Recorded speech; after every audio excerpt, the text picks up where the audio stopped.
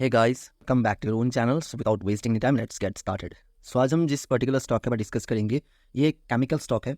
बहुत ही पसंदीदा स्टॉक था। काफ़ी सारे रिटेल इन्वेस्टर या फिर काफ़ी सारे जो छोटे इन्वेस्टर होते हैं मेरी तरह, उनका एक फेवरेट स्टॉक था। पर स्टॉक काफ़ी एक टाइम से परफॉर्म नहीं कर रहा था। तो स्टॉक का जो परफॉर्मेंस वो आज ही के दिन एक सबकी नज़रों में आया है। कंपनी ने आज ही के दिन लगभग 8 से 9% का एक धमाकेदार एक रिटर्न आपको जनरेट करके दिया है। कंपनी के कंप्लीट डिटेल एनालिसिस करेंगे, कंपनी के न्यूज़ के बारे में जानेंगे, कंपनी के कामकाज, कंपनी क्या करता है, कंपनी का क्वार्टर और ईयर ऑन ईयर बेसिस का जो रिजल्ट का एनालिसिस करेंगे, कंपनी के चार्ट पैटर्न को देखेंगे। तो लास्ट तक ज़रूर बने रहिएगा। अगर आप इस चैनल में नए हैं तो प्लीज़ सब्सक्राइब दिस चैनल, क्योंकि मैं ऐसी लेटेस्ट अपडेटेड और एक इन्फॉर्मेटिव वीडियो आप सबके लिए लाता रहता हूँ। और दोस्तों प्लीज़ लाइक दिस वीडियो, क्योंकि लाइक से मिलता है मोटिवेशन, और प्लीज़ शेयर दिस वीडियो। तो दोस्तों चलिए शुरू करते हैं। कंपनी का जो प्रेजेंट प्राइस है वो चल रहा है 285 रुपीज़ का। कंपनी एक स्मॉल कैप कंपनी है। कंपनी का रिस्क प्रोफाइल भी बेहद हाई है। कंपनी ने आज ही के दिन लगभग 8 से 9% का रिटर्न आपको दिया है, पर कंपनी ने पिछले एक महीने में लगभग 3 से 4% का रिटर्न आपको जनरेट करके दिया है। अगर एक साल की बात करें तो कंपनी का रिटर्न है -11.84%, जो कि थोड़ा सा एक करेक्शन वाला फेज से गुजर कर रहा है। अगर 5 सालों की बात करें या फिर मैक्सिमम चार्ट की बात करें तो कंपनी इतना पुराना नहीं है, फिर भी कंपनी ने लगभग 2 सालों में लगभग 73 से 75% का एक रिटर्न आपको जनरेट करके दिया है लिस्टिंग के बाद। अगर कामकाज की बात करें तो Lakshmi Organic Industries Limited was established in 1989। तो कंपनी काफ़ी पुराना कंपनी है and is in the business of speciality chemical बनाता है। The company primarily manufactures acetyl acetate, acetic acid, diketene derivatives product, जो कि DDP के नाम से जाना जाता है। The DDP is a speciality chemical group technology and business of which has been acquired by the company from the Clariant chemical India limited. तो company का कामकाज बेहद ही अच्छा है। कंपनी का जो केमिकल प्रोडक्शन है या फिर केमिकल जो बनाता है वो काफ़ी यूनिक है।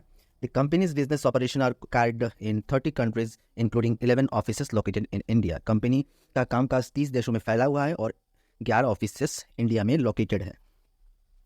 दोस्तों अगर आप किसी स्मॉल कैप कंपनी पर इन्वेस्टेड हो या फिर इन्वेस्ट करना चाहते हो तो कंपनी के कामकाज के बारे में जानना आपके लिए बेहद ज़रूरी है, क्योंकि स्टॉक मार्केट में अगर सर्वाइव करना है या फिर लॉन्ग टर्म की पारी खेलना है, अवधि में लॉन्ग टर्म में आपको एक कंपनी में सर्वाइव करना है या फिर जो कंपाउंडिंग का मज़ा लेना है, तो कंपनी के कामकाज के बारे में आपको ध्यान से समझना पड़ेगा।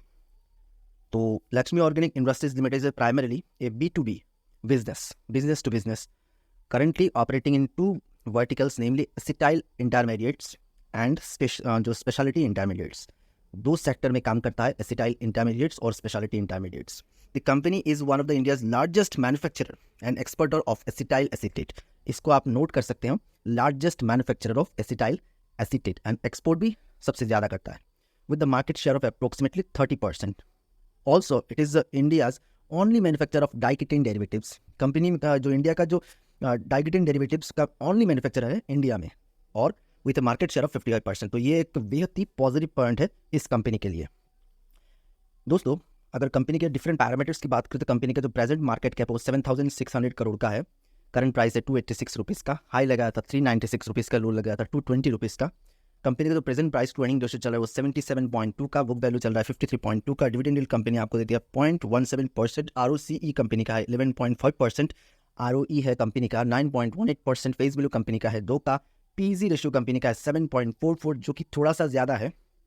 प्रॉफिट ग्रोथ रेट अगर पिछले 5 सालों का अगर देखें तो 10.4% है। सेल्स ग्रोथ रेट पिछले 5 सालों का अगर देखें तो 15.2%, जो कि अच्छा माना जाता है। इंडस्ट्री पी है कंपनी का 30.3 का। Debt to equity ratio company का है 0.29, जो कि बेहद ही वेल मैनेज्ड है।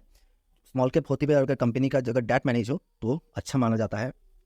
दोस्तों अगर कंपनी के क्वार्टरली रिजल्ट की बात करें तो जैसा कि आप देख पा रहे, कंपनी ने पिछले क्वार्टर यानी कि मार्च 2023 में कंपनी का जो सेल्स था वो था 733 करोड़, जो कि इस क्वार्टर थोड़ा सा नेग्लिजिबल अमाउंट पे बढ़कर 734 करोड़ तक पहुंचा है।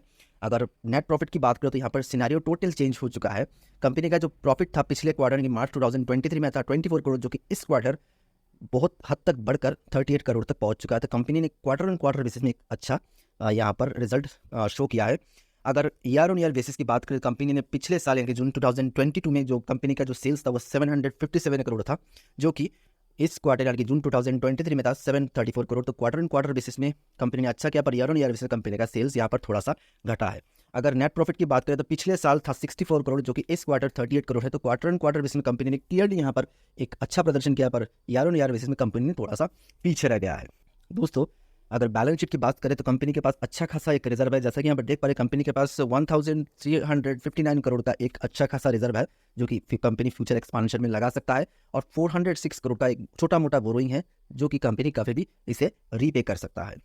अगर प्रमोटर होल्डिंग की बात करें तो कंपनी का जो मोस्ट ऑफ दिस शेयर यानी कि 72.39% का स्टेक प्रमोटर के पास है, 0.48% का स्टेक FII के पास है, DI के पास है 1.5% का स्टेक, और पब्लिक के पास है लगभग 25.59% का स्टेक।